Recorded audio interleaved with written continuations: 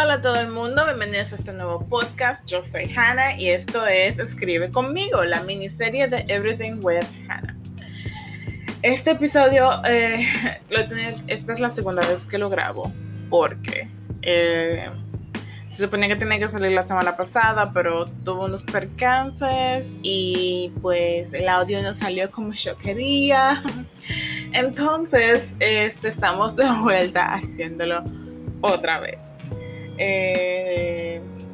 Nada, son las cosas que pasan, le pasa a todo el mundo. So, les voy a hablar, voy a tratar de recordar todo lo que les dije la semana pasada. Todavía estoy tratando de decidir si sacar el episodio 4 y el 5 juntos. A lo mejor doble episodio, como perdí la semana pasada. Would be nice. Entonces, ya veremos cómo se da todo. Entonces, la semana pasada les dije, primero les di un update de lo que había escrito, porque había empezado a escribir la historia y todo eso. Escribí un poquito más de lo que había escrito la semana pasada. El caso es que les voy a dar el update de lo que está pasando. Ok, pues resulta que nuestra protagonista se mudó a su casa. Está ella en este nuevo vecindario. Ella suele vivir en apartamento y ahorró para comprar su casa, whatever. Entonces, su mejor amiga le está ayudando a mudarse y a desempacar y todo eso. Y ahí es cuando ella se encuentra con esta caja fuerte que está en el sótano de su casa. Luego de eso,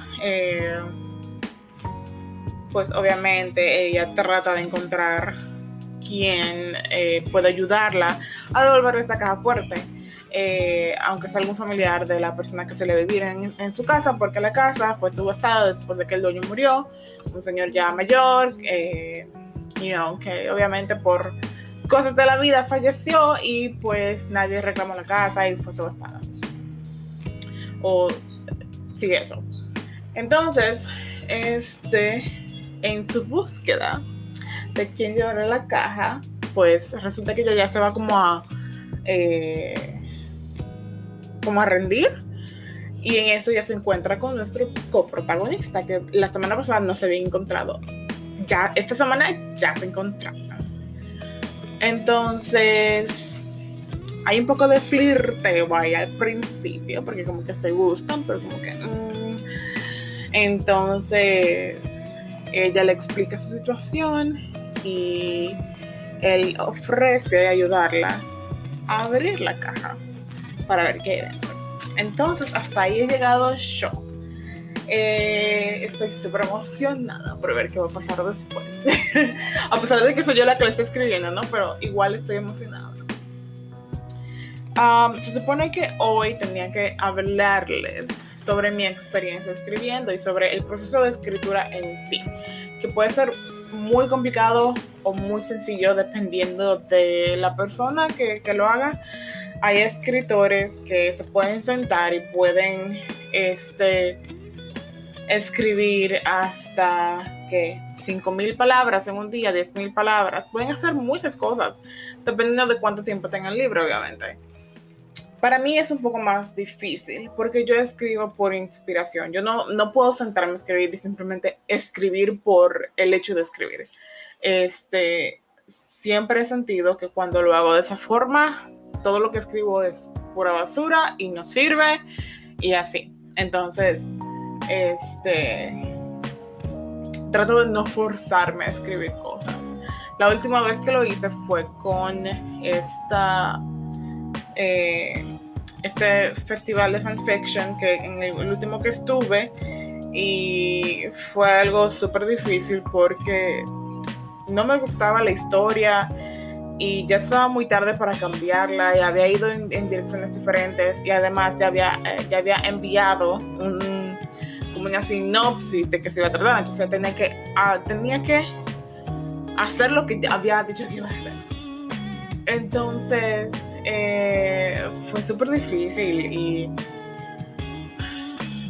o sea, el proceso de edición también fue súper difícil. Entonces, yo tengo esta cosa de que, bueno, generalmente yo escribo cronológicamente. Y cuando hablo de cronológicamente me refiero a que empiezo por el capítulo 1, luego capítulo 2, capítulo 3, capítulo 4, 5, 6, 7, etcétera, hasta que termine la historia. Ya que generalmente no tengo un outline, como les había dicho, no tengo una estructura, un sistema que me diga qué va a pasar en cada capítulo. A veces eso se me puede complicar, porque a veces yo tengo una escena en mi cabeza y es algo que yo quiero hacer, pero entonces no es lo que va con lo que estoy escribiendo en la historia en ese momento. O sea, por ejemplo, yo puedo estar escribiendo el capítulo 2 y la escena que yo quiero es algo que está por el capítulo 7. Entonces, por decirles algo, ¿no?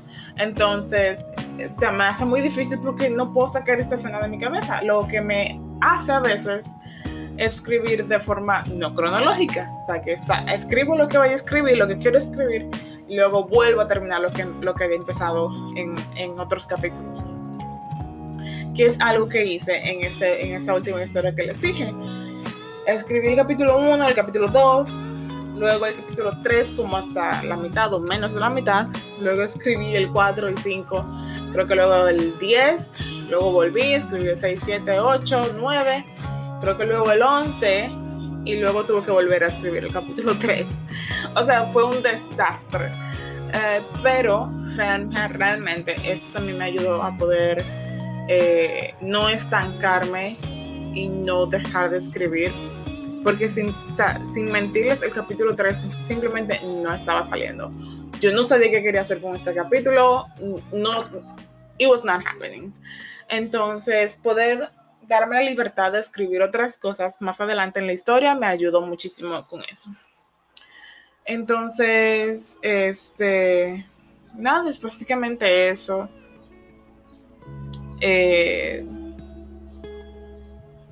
Yo utilizo muchas técnicas, bueno, no muchas, pero utilizo diferentes técnicas para ayudarme a escribir.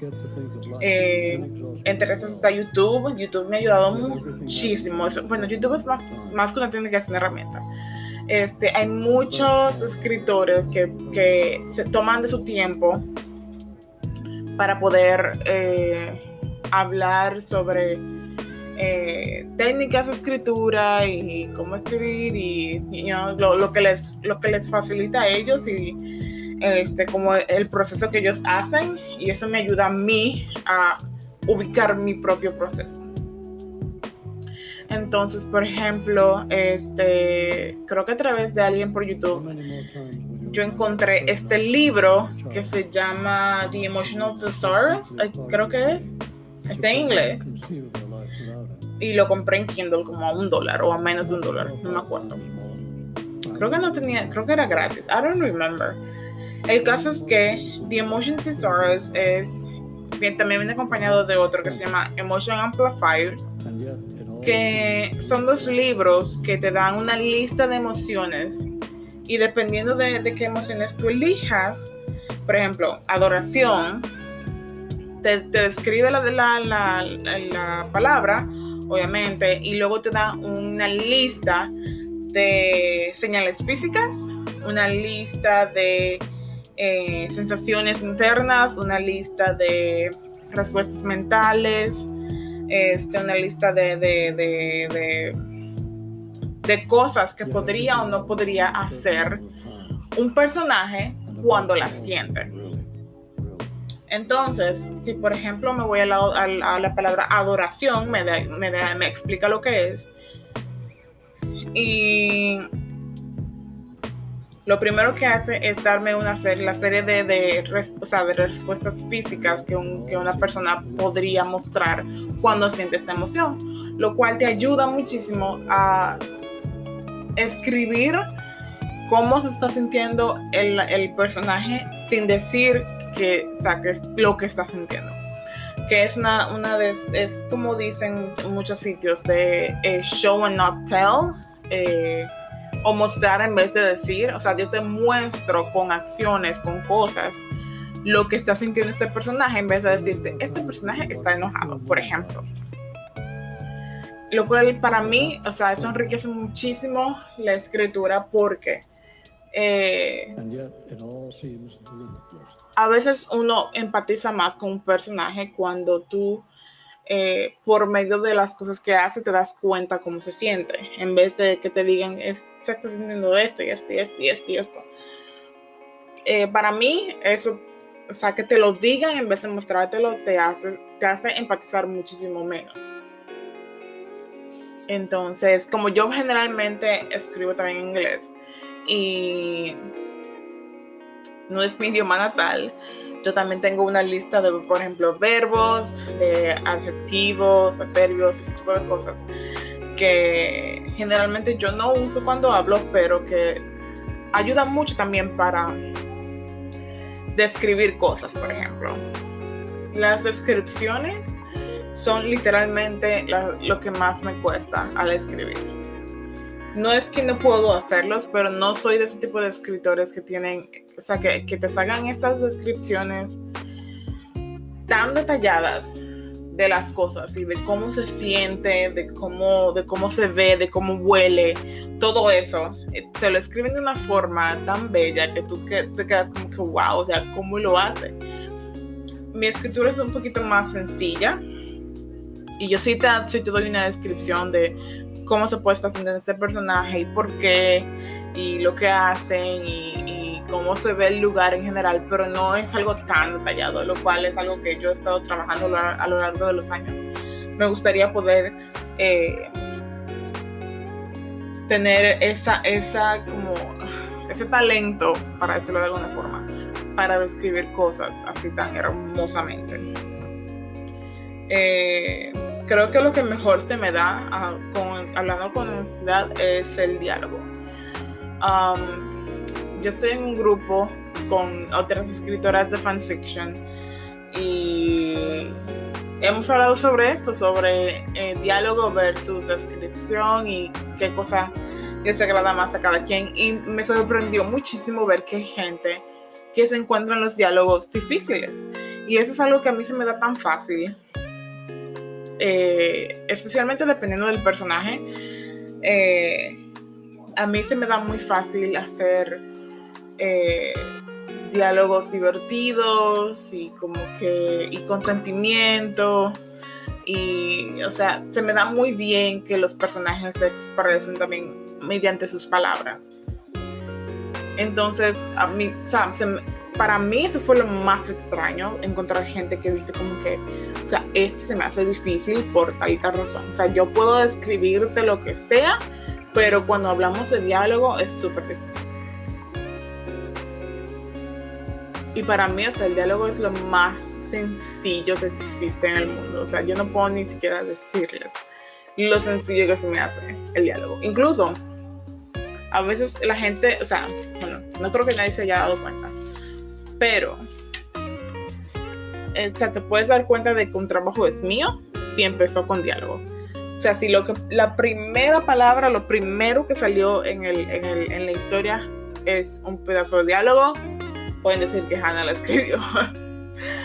Porque a mí me gusta eso, me gusta comenzar con una conversación sobre algo divertido o lo que sea y empezar a contar la historia y a describir la situación a partir de ahí.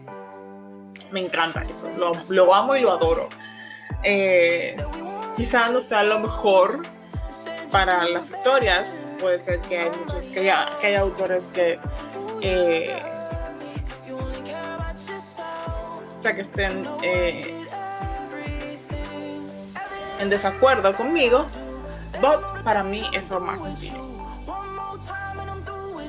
También generalmente antes solía escribir mucho en primera persona, ya no lo hago tanto. De hecho, desde que empecé a escribir fanfiction en los últimos años he abandonado completamente el escribir en primera persona, porque a los otros autores de fanfiction y los lectores de fanfiction prefieren leer en tercera persona. ¿Por qué? La verdad no sé. No entiendo, no sé por qué. A mí me encanta escribir en primera persona, o me encantaba. Realmente he encontrado también la belleza en escribir en tercera persona.